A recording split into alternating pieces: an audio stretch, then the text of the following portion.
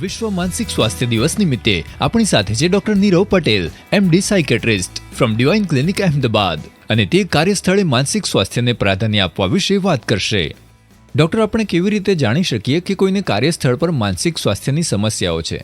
કોઈ અચાનકથી ગુસ્સે થતો હોય, મૂડ સ્વિંગ્સ આવતા હોય કે ઇમોશનલ આઉટબર્સ્ટ થઈ રહ્યું હોય. બીજું છે કે સડનલી એને કંઈ લોસ ઓફ ઇન્ટરેસ્ટ થવા લાગે કે કંઈ કામ કરવાની ઈચ્છા નથી થતી.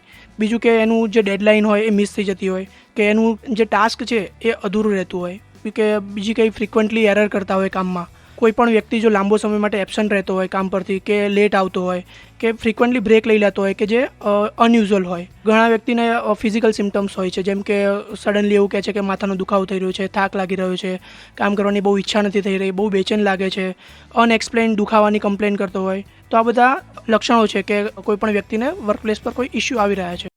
પણ માનસિક સ્વાસ્થ્યની સમસ્યાઓનું કારણ શું છે?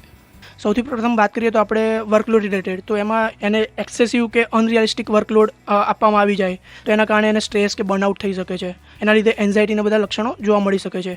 બીજું કે એને એડિક્વેટ બ્રેક ના મળતો હોય, કે લોંગ વર્કિંગ અવર્સ છે તો એના કારણે પણ ઇસ્યુ થઈ શકે છે.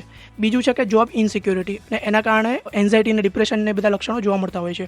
બીજું છે કે વર્કપ્લેસ પર જે બુલિંગ કે જે સુપિરિયર અથવા તો સિનિયર તરફથી કરવામાં આવે છે તો એના કારણે પણ ઇસ્યુઝ જોવા મળતા હોય છે, કે જે લોંગ વર્કિંગ અવર્સ છે, કોન્સ્ટન્ટ અવેલેબિલિટી છે, even difficulty in disconnecting from work, એટલે કે ઘરે ગયા પછી પણ ઈમેલ પર કે ફોન પર આપણે કન્ટિન્યુઅસલી કામ કરતા રહેતા હોઈએ છીએ. તો આના કારણે પણ ઘણા બધા ઇસ્યુઝ થતા હોય છે.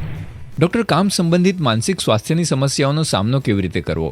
પહેલાં તો પોતાની જાતને, જે વર્ક લાઈફ બેલેન્સની આપણે આગળ વાત કરીએ એમ, તો એને મેન્ટેન કરવું પડશે. તો આપણે એના ક્લિયર વર્ક અવર છે એને ડિફાઇન કરવા પડશે. જે ઓવરવર્કિંગ છે એને અવોઇડ કરવું પડશે. આપણે જે એની જે બાઉન્ડ્રીઝ છે આપણા કલીગ સાથેની, જે સુપિરિયર સાથેની, એને આફ્ટર અવર્સ જે આપણે કહેવાય ને કે ઘરે ગયા પછીનું, તો એને પ્રોપરલી એને અસાઇન કરવું પડશે કે આપણે ઘરે ગયા પછી કેટલું કામ કરીશું કે શું કરીશું. કામ પર હોઈએ જ્યારે આપણે, તો ત્યારે થોડા અંતરે બ્રેક લેવાનું રાખવું જોઈએ. તો એનાથી જે સ્ટ્રેસ છે એ થોડું રિલીઝ થશે આપણું. આ બધું કરવા છતાં પણ જો તમને કોઈ ઇસ્યુ રહેતા હોય તો તમારે ચોક્કસથી પ્રોફેશનલ હેલ્પ લેવી જોઈએ. પ્રોફેશનલ હેલ્પમાં તમે સાયકેટ્રિસ્ટની સલાહ લઈ શકો છો, સાયકોલોજીસ્ટની સલાહ લઈ શકો છો. કઈ રીતે એને કાઉન્સેલિંગ અને સેશન દ્વારા તમને કઈ રીતે કોપઅપ કરી શકાય એ તમને શીખવાડશે, અને જો જરૂરત હશે તો મેડિસિન પણ આપણે તમને આપી શકાય છે.